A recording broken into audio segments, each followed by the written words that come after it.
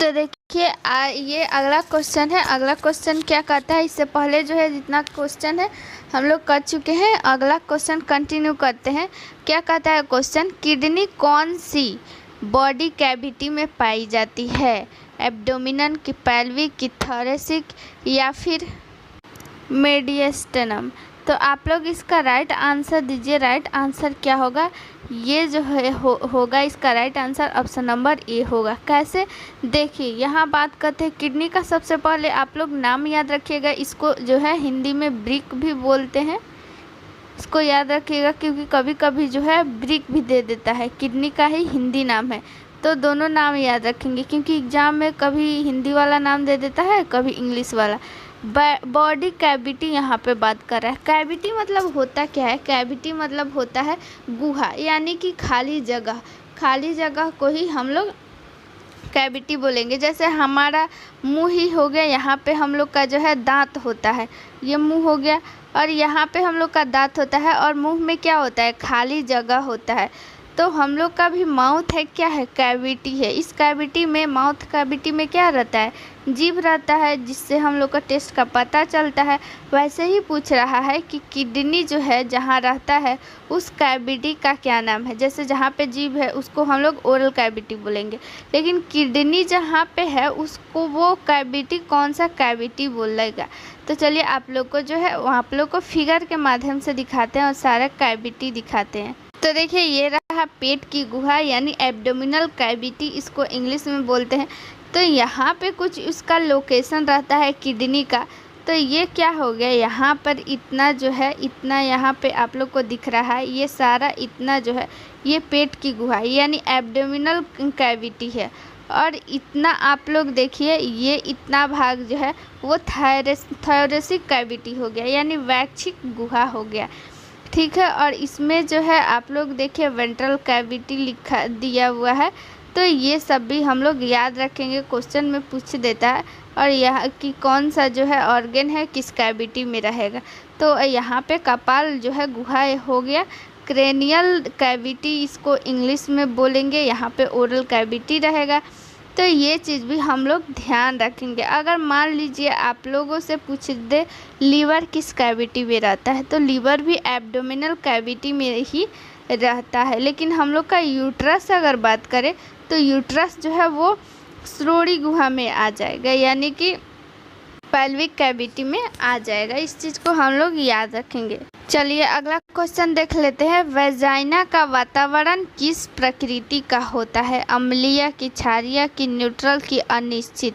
आप लोग इसका आंसर बताइए कि वेजाइना का जो प्रकृति होता है वो उसका प्रकृति क्या है। तो इसके लिए आप लोग को जो है इसका जो है पीएच मान याद रहना चाहिए कि पीएच मान इसका कितना होता है, तभी तो आप लोग बता पाइएगा कि वो अम्लीय है या फिर क्षारीय। देखिए ये तो आप लोग को दिख रहा है एक क्वेश्चन, लेकिन ये एक क्वेश्चन है नहीं, इसमें दो क्वेश्चन छिपा हुआ है।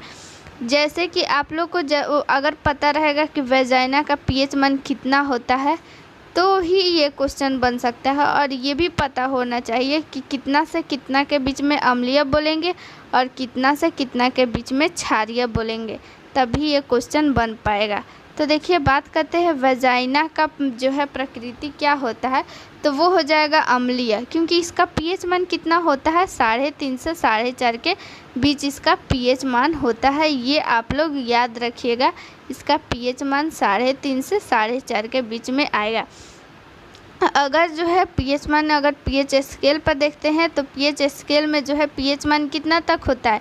1 से लेकर 14 तक होता है, जिसमें यहाँ पे बीच में 7 रहता है। 7 जो है वो न्यूट्रल होता है, यानी कि वो नहीं तो अम्लीय। अगर जिसका भी पीएच मान 7 होता है तो वो तो नहीं अम्लीय कहलाता है, नहीं क्षारीय यानी उदासीन कहलाता है। और 7 से इतना जिधर भी है वो अम्लीय कहलाएगा, और 7 से जितना अधिक रहेगा वो हो जाएगा क्षारीय। चलिए अगला क्वेश्चन देख लेते हैं। 169 नंबर क्वेश्चन क्या कहता है? चलिए 169 नंबर क्वेश्चन देखते हैं। आंतरिक श्वसन में गैस विनिमय कहा जाता है, यानी आंतरिक श्वसन में जो है वो गैस विनिमय कहाँ से कहाँ तक होता है? हृदय तथा फेफड़ों के मध्य, वातावरण तथा फेफड़ों मध्य, वाहिनी तथा ऊतकों के मध्य, उपरोक्त सभी। तो इसका राइट आंसर हो जाएगा ऑप्शन नंबर सी, वाहिनी तथा ऊतकों के मध्य जो श्वसन होता है वो आंतरिक श्वसन कहलाता है। श्वसन दो प्रकार का होता है, आंतरिक और बाह्य। तो बाह्य जो होता है वो वाहिनी और ऊतकों के मध्य होता है, आंतरिक जो है श्वसन, और बाह्य श्वसन जो है वो हो जाएगा ऑप्शन नंबर बी, वातावरण और फेफड़ों के मध्य जो होता है उसको हम लोग बोलेंगे बाह्य श्वसन।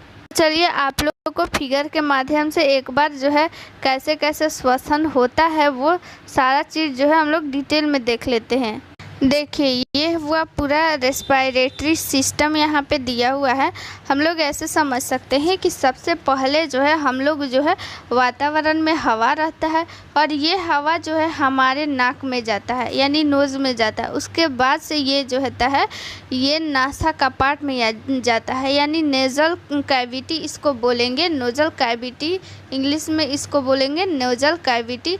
तो सबसे पहले जो है वो एयर कहाँ आया, नोज़ में आया, नोज़ से उसके बाद आया नेज़ल कैविटी में आया, उसके बाद से ये नोज़ल कैविटी से होते हुए ये आएगा फेरिंग्स में। फेरिंग्स के बाद ये हुआ इतना दूर ये लैरिंग्स, उसके बाद लैरिंग्स में आ जाएगा, उसके बाद से ये इतना दिख रहा है ये आप लोग को हो गया ट्रैकिया। इस ट्रैकिया से होते हुए ये जो आप लोग को जो ये ब्रांच दिख रहा है शाखा जैसे ऐसे दिख रहा है ये हो गया ब्रोंकोलस यानी सबसे, उसके बाद जो है ये ब्रोंकाई में जाएगा, उसके बाद से ब्रोंकाई में से इसके बाद से देखिए ऐसे ऐसे संरचना बना हुआ है इसमें, उसके बाद से इसमें जो है गोल गोल जो है ऐसा राउंड राउंड टाइप का एक ऐसा गुच्छा टाइप का एक संरचना आप लोग को दिख रहा होगा। ये हो गया, ये क्यों, ये ब्रोंकाई हो गया। यहाँ पे ऐसे ऐसे ये जो संरचना मोटा वाला और ये इस मोटा में से जो शाखा निकला हुआ है वो हो जाएगा ब्रोंकियोलस। यहाँ पे जो ऐसे ऐसे गोल गोल टाइप का ये निकला हुआ है वो हो जाएगा ब्रोंकियोलस और ब्रोंकाई। और उसके बाद से ये जो गोल गोल वाला संरचना आप लोग को दिख रहा है यहाँ पे आप लोग गोल वाला संरचना देखिए यहाँ पे आप लोग ध्यान से देखिए गोल गोल, ये हो गया एल्वियली। सबसे लास्ट में जो है वो एयर एल्वियली में ही जाता है। चलिए आप लोग को फिर से एक बार साफ से अच्छा से बता देते हैं। सबसे पहले एयर आया नोज में, उसके बाद से आ गया नोजल कैविटी में, नोजल कैविटी से आ गया फेरिंग्स में और ये आ गया लैरिंग्स में। फेरिंग्स से किस में आएगा, लैरिंग्स में, और ये इतना दूर हो गया ट्रैकिया। लैरिंग्स के बाद से किस में आएगा, ट्रैकिया में। उसके बाद से ब्रोंकोलस में आएगा, ब्रोंकाई में आएगा। उसके बाद से ब्रोंकाई में से ये हो गया ब्रोंकाई और इसमें से जो शाखा निकला हुआ है ये हो गया ब्रोंकियोलस। और ये जो ये गोल गोल संरचना दिख रहे हैं वो हो गया एल्वोली। एल्वोली में सबसे लास्ट में जो है वो एयर जाएगा। उसके बाद से इसमें जो है पूरा संरचना ये आप लोग को दिख गया। उसके बाद से ये एयर जो है वो ब्लड में मिल जाता है। उसके बाद से जो है ये सेल में, सेल के बाद ऊतक में, ऐसे जो है वो एयर पूरे ऑर्गन में फैल जाता है। तो ये चीज़ आप लोग सीक्वेंस इसका याद रखिएगा। ये सीक्वेंस भी पूछ देता है कि लैरिंग्स के बाद एयर जो है वो किस में जाएगा, तो वो जाएगा ट्रैकिया में। उसके बाद से है जो वो ब्रोंकाई में। ये आप लोग जो है चाहिएगा तो आप इसको स्क्रीनशॉट ले लीजिए, इसको जो है आसानी से सीरियल में याद करने में आसानी रहेगा। देखिए आप लोग को अगर इसका PDF चाहिए तो PDF जो है वो टेलीग्राम चैनल पे आप लोग को फ्री में मिल जाएगा। टेलीग्राम चैनल का नाम है इन्फो विद नर्सिंग, सर्च कीजिएगा, या फिर टेलीग्राम चैनल का लिंक जो है वो डिस्क्रिप्शन में है, वहाँ पे आप लोग जाकर देख सकते हैं। चलिए अगला क्वेश्चन क्या कहता है, ओवुलेशन को परिभाषित किया जाता है, यानी कि ओवुलेशन यानी कि अंडोत्सर्ग किसे बोलेंगे, ग्राफियन फॉलिकल का परिपक्वन होना या फिर ग्राफियन फॉलिकल का स्फुटन होना, वेजाइना से रक्त बाहर आना या फिर भ्रूण अवस्था आरंभ होना। तो इसका राइट आंसर आप लोग बताइए, इसका राइट आंसर क्या हो जाएगा, option number B Graafian follicle का स्फुटन होना, यानी कि उसका जो है फूटना। आप लोग जो है ऐसे सरल भाषा में आप लोग बोल सकते हैं। उसका मैच्योर होना जो है ओव्यूलेशन। अंडोत्सर्ग मतलब क्या? अंड का जो है उत्सर्ग हो गया। तो उत्सर्ग होगा तो वो जब अंड उत्सर्ग होगा, जब फैलोपियन अंडाशय से जो है वो अंड का उत्सर्ग होगा, तो वो जैसे ही उत्सर्ग होता है तो उसके बाद से है जो वो अंड जो है वो टूट जाता है, तो उसी को ओव्यूलेशन बोलेंगे, यानी कि अंडोत्सर्ग बोलते हैं। अगला क्वेश्चन देख लेते हैं। अगला क्वेश्चन क्या कहता है? अगला क्वेश्चन आप लोग को बहुत बार बता दिए हैं, इसका आंसर आप लोग कमेंट में ज़रूर दीजिएगा। 171 का क्वेश्चन, इसका जो है ऑप्शन नंबर क्या होगा? फैलोपियन ट्यूब का क्या कार्य होता है, यानी फैलोपियन ट्यूब का वर्क बताना है कि क्या होगा। हार्मोन स्रावन, गर्भस्थ शिशु हेतु मार्ग या फिर निषेचन में सहायता करता है कि शिशु विकास में सहायता करता है? इसका आप लोग जो है कमेंट में आंसर ज़रूर दीजिएगा। तो देखिए, फैलोपियन ट्यूब से जो है वो किसी भी प्रकार का हार्मोन स्रावित नहीं होता। हार्मोन स्रावित किससे होता है? वो ओवरी से होता है। और जो है गर्भस्थ शिशु हेतु मार्ग, यहाँ पे मार्ग तो ये नहीं है, लेकिन इसका ऑप्शन नंबर सी हो जाएगा, निषेचन में सहाय करना। क्योंकि जैसे ही फर्टिलाइजेशन किस में होता है? फैलोपियन ट्यूब में होता है, तो वो फर्टिलाइजेशन मतलब निषेचन। तो निषेचन कहाँ होता है? वो फैलोपियन ट्यूब में। जैसे ही निषेचन होता है, जाइगोट बन जाता है, तो 7 से 10 दिन के अंदर में जो है वो जो है यूट्रस में आ जाता है, और यूट्रस में ही शिशु का विकास होता है। इस चीज़ को भी आप लोग याद रखिएगा। चलिए अगला क्वेश्चन देख लेते हैं। क्वेश्चन नंबर जो है वो है 172। बहुत ही इम्पोर्टेंट क्वेश्चन है, इसको आप लोग याद रखिएगा। चलिए क्वेश्चन को जूम कर देते हैं ताकि आप लोग को अच्छा से दिखे। अब आप लोग जो है इसका आंसर दीजिए। जिह्वा के किस भाग पर कड़वेपन की स्वाद ग्रंथियाँ पाई जाती है? यानी कहने का मतलब यहाँ पे जीभ यानी टोंग, यानी कि जिह्वा यहाँ पे दिया हुआ है जीभ को, तो जीभ के किस भाग पे कड़वेपन का स्वाद जो है हम लोग को अनुभूति होता है? तो आगे की तरफ कि पीछे की तरफ, बाहरी तरफ, नीचे की तरफ? तो इसका राइट आंसर क्या हो जाएगा? पीछे की तरफ। पीछे की तरफ से हम लोग जो है वो कड़वेपन का स्वाद जो है वो हम लोग का पीछे वाला जीभ ही बताता है। चलिए इसको फिगर के माध्यम से सारा जो है हम लोग डिटेल में जान लेते हैं कि कौन सा भाग कौन से स्वाद का अनुभूति कराता है। चलिए ये देखिए आप लोग, यहाँ पे आप लोग इतना देखिए, ये जो है आप लोग को क्या अनुभूति कराता है? ये अग्र जीभ है। अग्र जो जिह्वा होता है वो स्वीट का पता लगाता है, और ये इसको बोलते हैं, एक यहाँ पे हो जाता है और एक यहाँ पे हो जाता है। ये बीच वाला जो जीभ होता है, हिस्सा होता है, वो किसी भी चीज़ का स्वाद जो है वो नहीं बताता है। सिर्फ और सिर्फ जो है ये आगे वाला बताता है, और पीछे वाला और इधर साइड वाला आप लोग को ऐसे ऐसे आप लोग को दिख जाएगा। तो यही बताता है आप लोग को स्वाद। तो देखिए ये जो हो जाएगा, इसको हम लोग बोलेंगे जो साल्ट यानी नमकीन का जो हम लोग को टेस्ट कराता है, उसको बोलेंगे हम लोग अग्र जीभ। अग्र जो है अग्र पार्श्व, अग्र जो है पार्श्व इसका नाम है। और ये जो आप लोग को एक दिख रहा है ये वाला, ये जो हो जाएगा वो पश्च पार्श्व जीभ हो जाएगा। ये अग्र पार्श्व जीभ और ये पश्चिम पार्श्व जीभ, क्योंकि पीछे है तो इसलिए इसको पार्श्व। पार्श्व क्यों बोल रहे हैं? क्योंकि ये जो है साइड में जो है, यानी साइड में जो है उसको पार्श्व बोलते हैं, तो ये साइड में है इसलिए। और ये इतना भाग जो है आगे है तो ये अग्र पार्श्व हो गया, और ये पीछे है तो पश्च पार्श्व। तो इस चीज़ को हम लोग याद रखेंगे कि अग्र जो है अग्र पार्श्व होता है वो साल्ट यानी नमकीन का जो है हम लोग का पता लगाता है। और जो है ये पश्च पार्श्व जो है वो खट्टा चीज़ का, और ये पीछे वाला जो जीभ है इससे हम लोग का कड़वापन या फिर जो भी तीखा चीज़ होता है वो पीछे वाला जीभ हम लोग को अनुभूति कराता है कि वो जो है चीज़ खट्टा है, और बीच वाला जीभ से किसी भी चीज़ का टेस्ट का पता नहीं चलता है। चलिए अगला क्वेश्चन देख लेते हैं। होठों को कौन सी मांसपेशी द्वारा बंद किया जाता है? यानी कि जब हम लोग मुंह बंद कर देते हैं तो मुंह बंद करते हैं तो ये होठ जो है आपस में भी चिपक जाते हैं, तो वो कौन सा मांसपेशी है जो बंद करता है हमारी मुंह को? और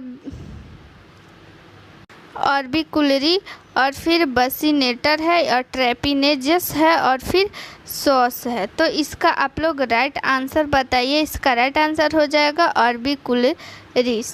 ये मांसपेशियाँ जो है ऑर्बिकुलरिस, यही मांसपेशियाँ जो हमारे मुंह को बंद करने का काम करती है। आप लोग का जो मुंह बंद करने वाली मांसपेशियाँ होती है उसकी आप लोग लोकेशन देख लीजिए। ये जो होता है ये इतना, यही होता है ऑर्बिकुलरिस मांसपेशी यानी मसल्स। यही जो है हम लोग को मुंह बंद करने में सहायता करता है। तो आप लोग इस लोकेशन को भी याद रखिएगा। चलिए अगला क्वेश्चन देख लेते हैं। पैरों के पिंडली वाले भाग में कौन सी मांसपेशियाँ पाई जाती है? यानी कि पैर की जो पिंडली होती है, पिंडली को हम लोग ऐसे, आप लोग जो है ये हो गया घुटना और ये हो गया ऐसे पैर, और इस घुटना और पैर का जो ये मांसपेशी होता है, जो मांसल भाग होता है, आप लोग को फिगर के माध्यम से भी बता देंगे। तब तक के लिए यही समझिए कि वही पिंडली होता है। तो वो पिंडली में कौन सी मांसपेशियाँ पाई जाती है वही पूछ रहा है। इसका ऑप्शन नंबर फर्स्ट है क्वाड्रिसेप्स, बाइसेप्स की सोलस की इनमें से सभी। तो इसका राइट आंसर आप लोग बताइए। इसका राइट आंसर क्या हो जाएगा? ऑप्शन नंबर सी, सोलस जो मांसपेशियाँ होता है वही पैरों के पिंडली में पाया जाता है। देखिए यहाँ पे आप लोग देख सकते हैं, यहाँ पे जो आप लोग को दिख रहा है फिगर में, जूम कर देते हैं, सोलियस मांसपेशी। ये जो आप लोग को ये मांसपेशी, ये मांसल भाग दिख रहा है, यहाँ पे इसको आप लोग पीछे से देखिए। यही मांसपेशियाँ जो है, इसमें 3 तरह की मांसपेशियाँ पाई जाती है, गैस्ट्रोनेमिस और सोलियस और गैस्ट्रोनेमिस यहाँ पे भी दे रहा है। और ये जो आगे वाला भाग है, ये वाला आगे वाला जो पैर की पिंडली है उसमें सोलियस, और पीछे वाले भाग में जो मांसपेशियाँ होती है उसे गैस्ट्रोनेमिस बोलेंगे। इस चीज़ को आप लोग याद रखिएगा। तो चलिए अगला क्वेश्चन देख लेते हैं। निम्न में से कौन सी मांसपेशियाँ है जो एब्डोमेन की है? यानी कि पेट की मांसपेशियाँ जो है वो कौन सी है? रेक्टस एब्डोमिनस की, ट्रैपेजिनस, लेवेनोट्री की, पाउसिस। इसका राइट आंसर आप लोग दीजिए कि इसका राइट आंसर क्या हो जाएगा। देखिए एब्डोमेन है बोल रहा है, इसके नाम में ही छिपा हुआ है एब्डोमिनस। तो इससे हम लोग याद रखेंगे इसके नाम से ही कि पेट में जो मांसपेशियाँ होती है वो कौन सी मांसपेशियाँ होती है? Rectus abdominis. ये मांसपेशियाँ पेट में पाई जाती है। कौन सी? रेक्टस एब्डोमिनस जो है मांसपेशी, वो जो है पेट में पाया जाता है। तो आप लोग को ये वीडियो कैसे लगी आप लोग कमेंट में ज़रूर बताइए। मिलते हैं नेक्स्ट वीडियो में। Thank you.